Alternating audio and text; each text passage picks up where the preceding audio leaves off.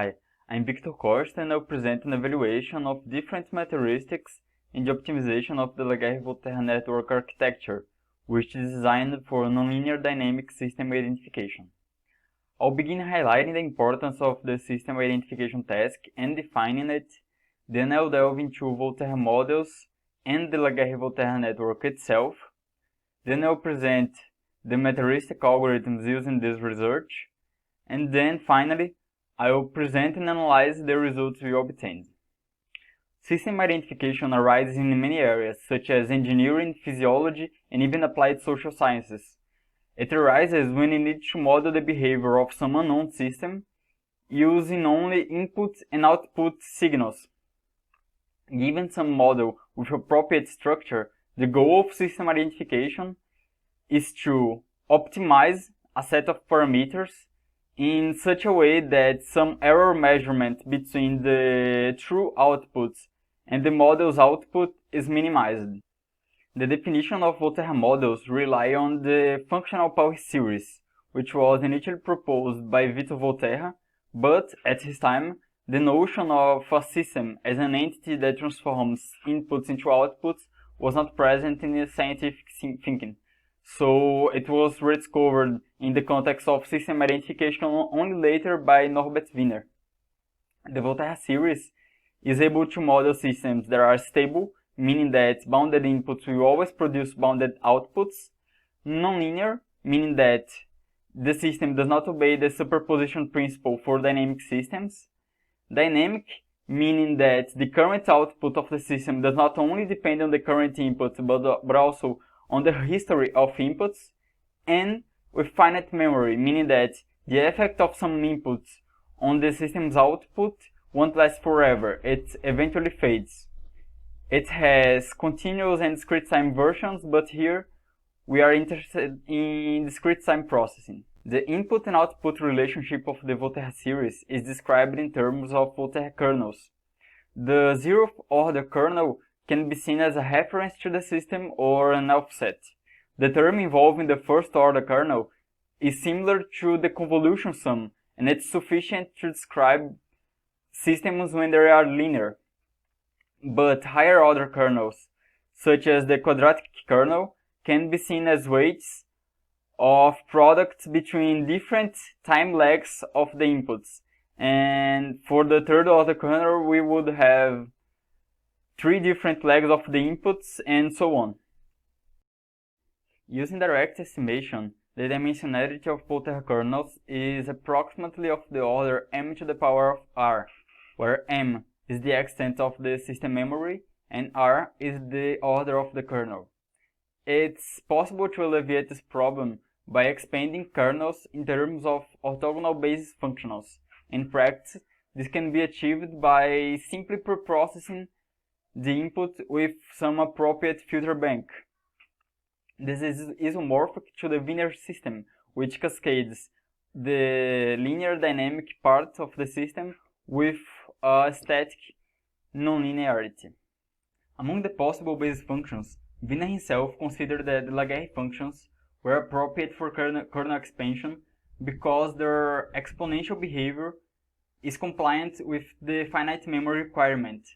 But the Laguerre functions are built to be orthogonal in continuous time, not in discrete time. So Ogura proposed Laguerre functions that are also orthogonal in discrete time, and he also provided a recursive fast implementation of them. And later, Marmarellis used Ogura's filters to expand Volterra kernels efficiently. The parameters of this filter bank are the number of filters L, and the smoothing constant alpha. In this black dotted plot, we can see the impulse responses of a single filter for different alphas, and we see that the higher the alpha, the longer the memory of these dynamics. And in this colored plot, we can see the impulse responses of the first 4 filters of a bank with fixed alpha, in which the blue one is the impulse response of the first filter, and the red one is the impulse response of the last filter. And we can see that the higher the order of the filter, the longer its memory characteristic, and also more zero crossings it has. The Laguerre-Volterra network architecture, proposed by Latarz and others, goes beyond the kernel-based expansion and represents the static nonlinearity of Volterra models as a set of polynomial nodes. In this diagram of the network, we can see here the filter bank, and that the input of each polynomial node is a weighted sum of the outputs of the filter bank. In this way, the network represents Volterra kernels in a compact manner with less parameters than base expansion, but still retaining the possibility of extracting the Volterra kernels directly from the parameters of the network. Considering that the network has L Laguerre filters, 8 polynomial nodes, and also the smoothing constant and the reference y0, this network has 8 times L plus Q plus 2 parameters. Although this network was initially optimized using backpropagation, Gang and Marmarellis later proposed using simulated annealing in this task.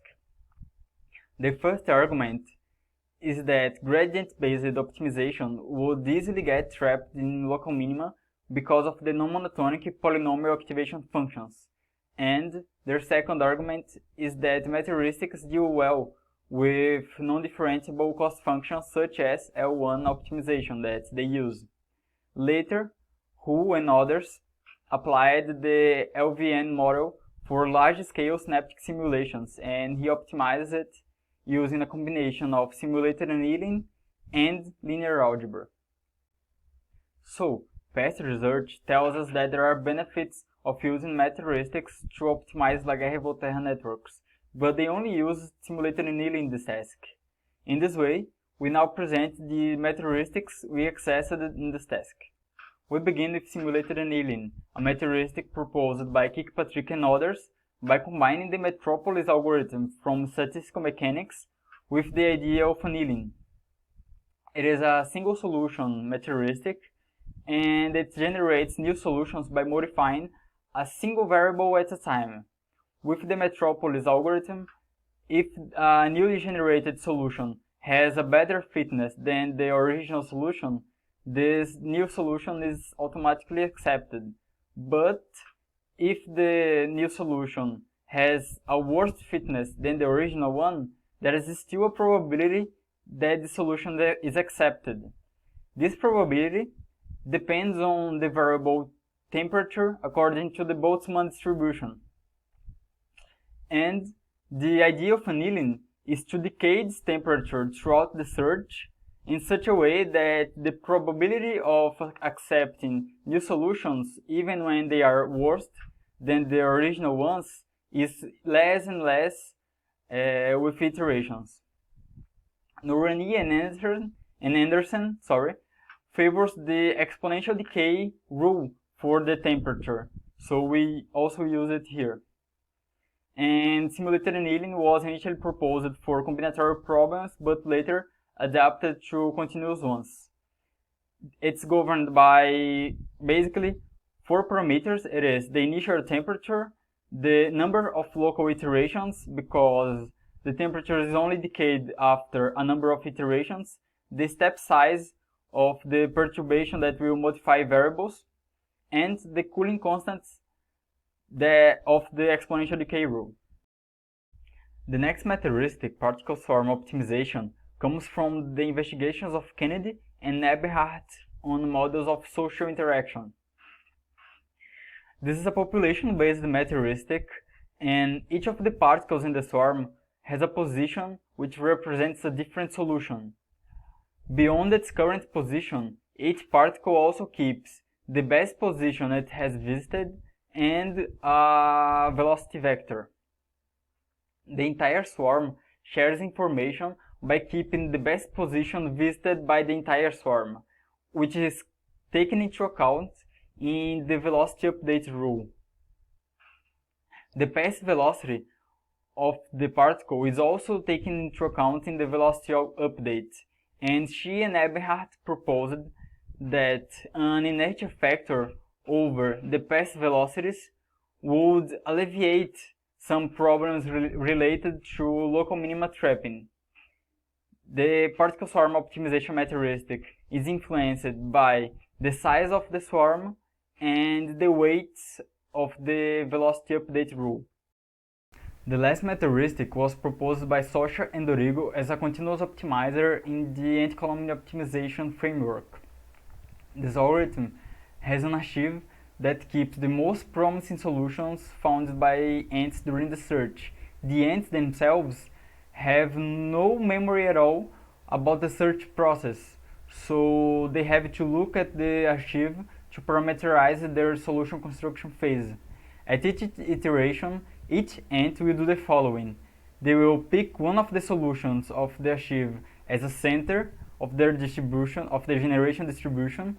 Then they will compute standard deviations of each variable, and with these two parameters, they will build Gaussian distributions that they will use to construct new solutions. They are parameterized by the size of the colony and the size of the archive, and also parameters that affect solution selection, center selection, and standard deviation computation. In our experimental study, we consider the modeling of two different synthetic systems. The first one, of finite order, is just a Laguerre-Volterra network with random parameters.